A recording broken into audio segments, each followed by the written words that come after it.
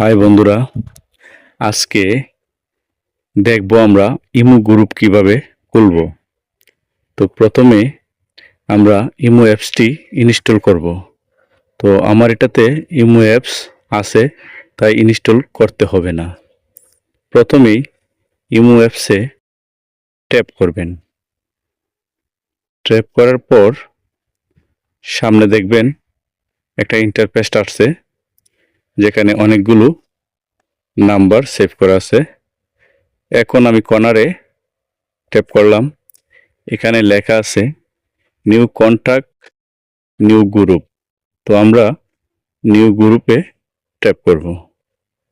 New গ্রুপে tap করার পর এখন যাকে যাকে গ্রুপে অ্যাড করবেন তাদের নামগুলা সিলেক্ট করবেন।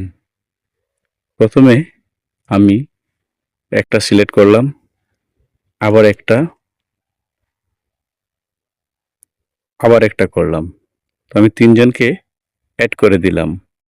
এখন রাইটে ক্লিক করব। রাইটে ক্লিক করার পর দেখবেন গ্রুপ রেডি হয়ে গেছে। এখন যাকে যে কিছু লেখেন সবাই পাবে।